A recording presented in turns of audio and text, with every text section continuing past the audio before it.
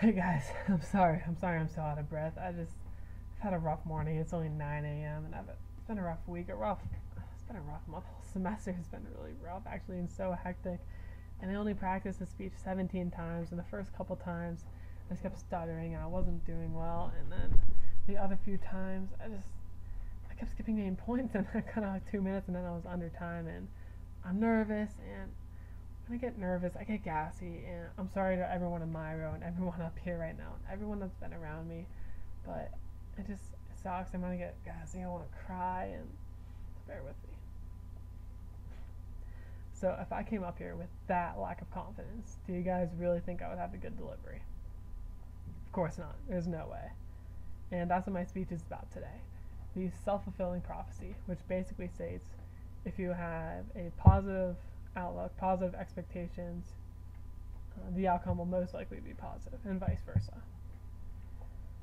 So my junior year, my pastor did a baccalaureate speech on doubt and how it affects the mind and soul and it can bring you down so hard, and it really got me thinking. I never did any legitimate research, but just seeing my friend's attitude going into a track race or a soccer game or taking a test, just how much it really did affect their performance. So something that's really been placed on my heart the past few years. It's relevant to everyone. There's no doubt about it. Our attitudes really are. Our performance is totally dependent on our attitudes. Whether we're playing sports or studying for tests, we need to walk around this campus with focusing on our academics as positively as possible with the most positive outcomes. So today I'm going to talk to you guys about the causes of low confidence, the effects of low confidence, and how we can overcome it. So there are two causes of low confidence. Basically, you can put it on yourself, or others can put it on you.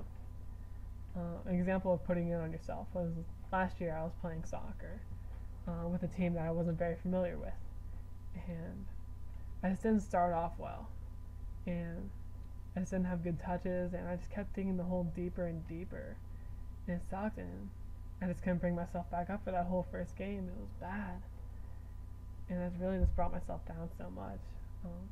Also, others can put it on you. Jane Elliott, she was she was a third grade teacher in the 1960s. She did a study on the self-fulfilling prophecy. What she did was she split her classroom up into brown-eyed students and blue-eyed students.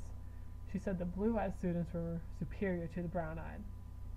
And as a result, the brown-eyed, they just got so upset, had such a lack of confidence, and she had the blue-eyed students take a math assessment test, and they got it done in about 3 minutes.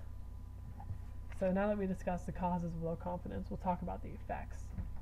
First of all, you can have physical pains up in your chest, down in your stomach, and it's really bad when it's in your stomach just because these little issues, they can turn into a disorder like anorexia or bulimia, and that's awful for the soul, it's awful for the mind and the body.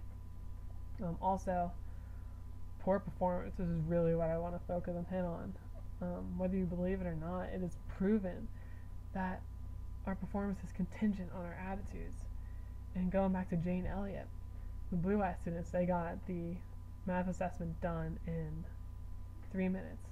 The next day, she switched the roles, saying that the brown-eyed students are better, blue-eyed students are worse. Blue-eyed students totally lost their confidence. They took the same math assessment, the exact same math assessment test that day, and it took them 5 minutes, 2 minutes longer than it did the day prior. And that just goes to prove, and there was other research done, that attitude does affect performance. So, what can you do? How can you overcome it? All you have to do is think positive. It's that simple. Doing simple things, just smiling at someone, have someone just think positive. It's funny actually, a horoscope. I don't know how many of you are into that, but usually they'll say, "Oh, you're gonna do this today, you're gonna do that today." The commonality between all the horoscopes is that there's something positive gonna happen today. And people read these and they're like, "Oh wow, I'm gonna have a great day." So they walk around with a smile on their face all day, smiling at strangers, just knowing that they're gonna have a great day.